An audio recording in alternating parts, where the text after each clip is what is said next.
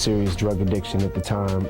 You know, my best friend passed away. Like, there was a lot of things that were going on, and I think at that time my world was kind of just like spiraling. He rose from Detroit shadows to become a lyrical powerhouse, a man who turned his pain into poetry and his trauma into timeless bars. But behind the fame, fortune, and accolades, there was a storm no one saw coming. Addiction, grief, and near-death experiences would push him to the edge and nearly take everything away. This is Eminem's untold tragedy, the rise and the fall. Eminem's descent into addiction. When the Eminem Show dropped in 2002, Marshall Mathers had everything he'd ever wanted: fame, money, respect, and a family he adored. He was on top of the world, but inside, something was starting to fracture. He was exhausted, overexposed, and drowning in expectations. What started as a few restless nights quickly spiraled into a full-blown war for survival. Eminem would later confess that it began innocently: a few pills to sleep, then a few more to numb the anxiety. Before long, it became Ambien, Valium, Vicodin, and anything that promised peace. What started as an innocent escape turned into a monster he couldn't control. According to Rolling Stone, Eminem admitted he was taking up to 80 Valium pills a day. When he couldn't find more, he'd reach for methadone, a drug meant for heroin addicts, until his 2007 overdose nearly killed him. Rolling Stone's 2010 report revealed that his spiral began earlier than anyone realized. By 2005, during the Anger Management 3 tour with 50 Cent, his body was already shutting down. That August, he cancelled 10 European tour dates, citing exhaustion and medical issues. But the truth, later revealed by Billboard, was that he had secretly entered rehab for sleeping pill addiction. Fans didn't know it yet, but their idol was collapsing. Some thought he was burned out. Others assumed he was done with music. The reality was darker. He was slowly dying in silence. It was sleeping pills, right? Yeah. Well, sleeping pills like Valium, Ambien, stuff like that, but also, I mean, Vicodin. In later interviews, Eminem broke down the terrifying logic of addiction. At first, it was NyQuil, he recalled. Then the NyQuil stopped working. So I needed something stronger.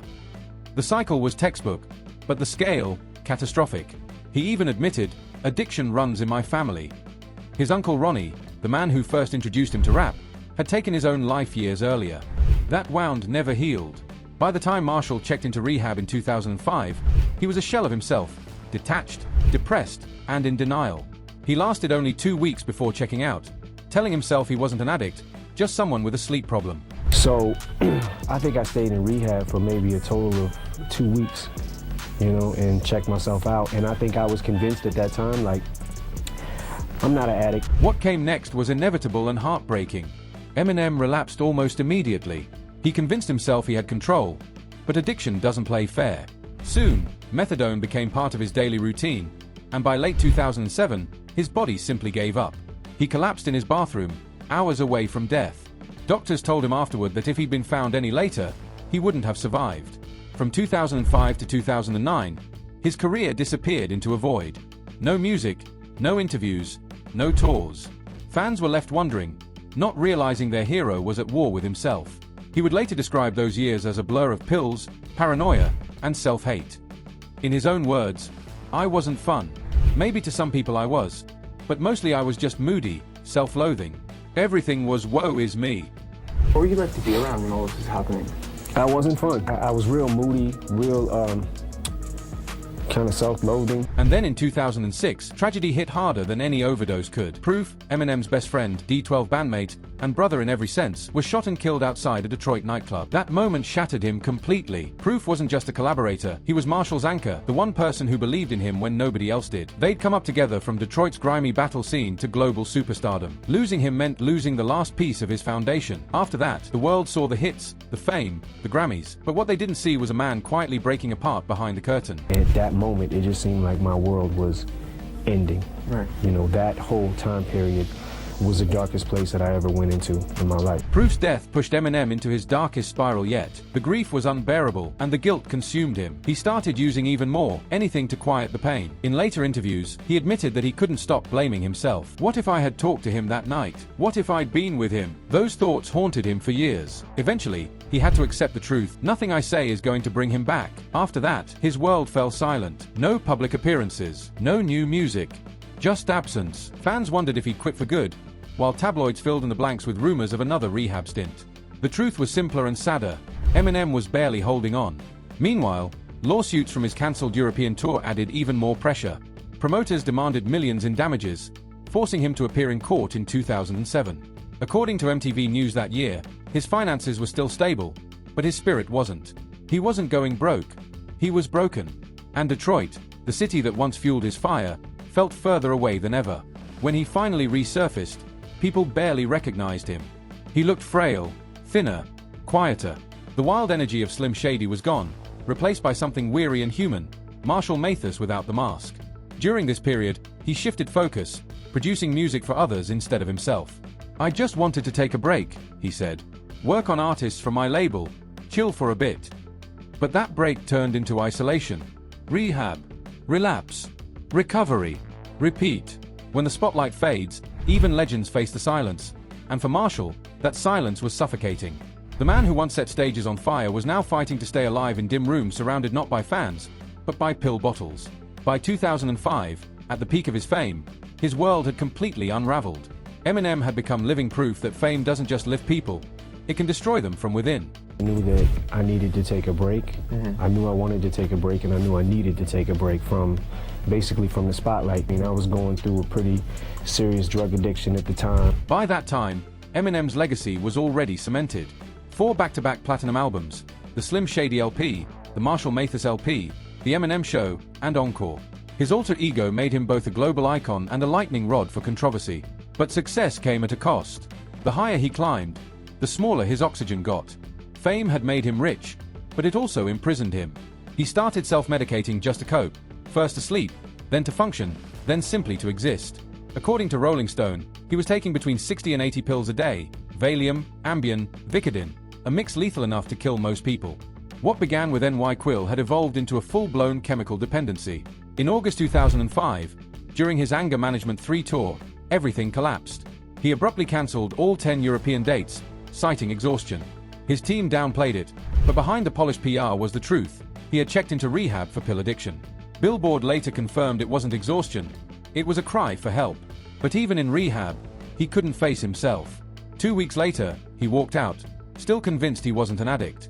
He convinced himself he didn't need saving, told himself he could handle it. Just a sleep problem, nothing more. A quick clinic visit, a few treatments, and he'd be fine. But addiction doesn't negotiate. It only consumes. The moment he left that clinic, he slipped right back into the cycle. Vicodin, Ambien, Methadone. The same pills that once numbed his pain now ruled every part of his life. Then came 2006, and tragedy struck again. His best friend and D12 bandmate, Proof, was killed outside a Detroit nightclub. The two had been inseparable, brothers more than collaborators. Proof had pushed him from basement battles to global stages, believing in him when no one else did. His death shattered Eminem. He spiraled deeper into addiction, clinging to pills as the only way to escape. He couldn't stop replaying the what ifs. "If I would have talked to him that day, maybe he wouldn't have gone to that club," he later confessed. But guilt offers no mercy. Nothing I say is going to bring him back. As his grief consumed him, his world grew smaller. He stopped writing, stopped performing, barely showed up to the studio. The man who once ruled arenas was now locked inside his Detroit mansion, rich, but empty. Even his daughters barely recognized the hollow version of the father they loved. Friends and label execs tried to reach him, staging interventions that fell on deaf ears. The same drive that once fueled his success now fed his destruction. By 2007, the spiral hit its peak. According to The Guardian, Eminem collapsed in his home after overdosing on methadone, a drug so potent that only milligrams can kill. He was rushed to the hospital, unconscious. Doctors told him he was hours away from death. He survived. Barely. But the warning was clear. One more hit could be his last. When he woke up, hooked to wires and tubes, he felt confused, ashamed, and numb. That moment, staring at the ceiling, became his reckoning. This wasn't about fame anymore. It was about survival. Later, he admitted that what scared him most wasn't dying, but that he no longer cared if he did. The pills had erased every feeling. After the overdose, his family and team stepped in once again. This time, he listened. He entered rehab seriously, determined to live. Helping him through it was an unexpected ally, Elton John. The legendary musician, a recovering addict himself, became Eminem's mentor and sponsor. Years later, Elton revealed how they'd speak weekly to keep each other accountable. "I love him," Elton said. "He's one of the most brilliant lyricists of our time, and I'm proud of how far he's come." Under Elton's guidance, and with renewed purpose as a father, Eminem began to rebuild. But recovery wasn't glamorous. Sobriety stripped away his armor. Anxiety, sleeplessness, and self-doubt came roaring back. Performing sober terrified him. The defiance that nearly killed him now kept him alive. By 2008, Marshall Mathers was clean, but changed. Quieter, more reflective. A man who'd seen too much darkness to fake a smile. Rehab had humbled him, rebuilt him from the ground up. He started writing again, not as Slim Shady, but as Marshall. Those sessions became Relapse, 2009, and Recovery, 2010, raw testaments to his pain and rebirth. Every bar was therapy, every rhyme a step forward. His comeback wasn't loud, it was deliberate. He performed sober for the first time in years, feeling the adrenaline of the stage without chemical help. But it wasn't easy. He told BBC Radio 1 in 2013, "I used alcohol to deal with stage anxiety. Being up there sober feels like standing naked in front of the world. When I got sober, I had to relearn how to perform." The irony wasn't lost on him. For years, the world had glorified his pain, so when he finally found peace, it almost felt unnatural, off-brand. That was the paradox of Eminem, a man whose genius was forged in trauma, yet whose healing threatened to quiet the chaos that made him great. Still, sobriety gave him something fame never could: peace of mind. He began spending real time with his daughters, Haley, Elena, and Whitney, prioritizing family over fame. Friends described him as calmer, more grounded, even funny again. The rage that once fueled Slim Shady had softened into gratitude. By 2010, Recovery became one of the year's best-selling albums, moving over 5 million copies and earning the Grammy for Best Rap Album, according to Billboard 2010. But the real victory wasn't in trophies or stats, it was in survival. Eminem had outlasted his demons. In interviews, he admitted sobriety wasn't an endpoint but a daily battle. It's not like, okay, you did rehab and now you're good. It's something you fight every single day. His honesty struck a chord worldwide. Reddit threads and fan forums filled with recovering addicts crediting his story for inspiring them to keep going. His candor became therapy for millions. But recovery didn't erase the scars. It just made him strong enough to face them. The ghosts never left. Proof's death still haunted his dreams. Fame still felt like a cage. And even though he stood stronger, there was always a quiet sadness in his interviews, an awareness of how close he'd come to disappearing forever. He spoke about his 2007 overdose like a surgeon describing a patient, detached but painfully self-aware. That's what made Relapse and Recovery so powerful. They weren't albums, they were confessions with a beat, roadmaps from death to rebirth. Elton John had been right all along. Eminem's survival wasn't just rare, it was miraculous. To overdose, relapse, lose your best friend, and still claw your way back to greatness requires more than talent. It demands willpower beyond reason. When the Marshall Mathers LP2 dropped in 2013, critics noticed it instantly. A sharper focus, sober clarity, maturity. He still had venom in his flow, but this time, it came with reflection. He rapped like a man who'd seen hell and lived to warn others about it. "If you really want to get sober," he told fans, "you can't touch anything, no liquor, no nothing." As of 2025, Eminem has been sober 17 years. An unimaginable milestone for someone who once downed 80 pills a day, according to his 2023 social posts. But perhaps the most profound part of his journey is how his suffering became his sermon. Every lyric since Recovery carries humility, an understanding that survival doesn't erase pain, it transforms it. In a world where too many artists, from Kurt Cobain to Mac Miller, were lost to addiction, Eminem stands as living proof of redemption. His story isn't just about tragedy, it's about endurance. Today, he lives quietly in Detroit, running Shady Records and spending time with his family. He rarely does interviews, and when he does, he speaks not as the unfiltered Slim Shady but as Marshall Mathers, a man who's seen both heaven and hell. What makes his story powerful isn't that he fell, it's that he rose again. From darkness came rebirth.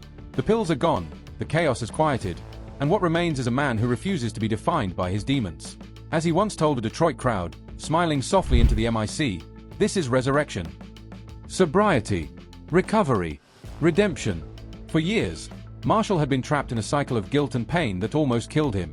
But when he walked out of rehab for the final time in 2008, he wasn't the same man who went in, he was reborn. His swagger was gone, his voice quieter, his focus sharper. There was humility now, the kind that comes only from staring death in the face and surviving. He didn't want to be Eminem, the celebrity, anymore.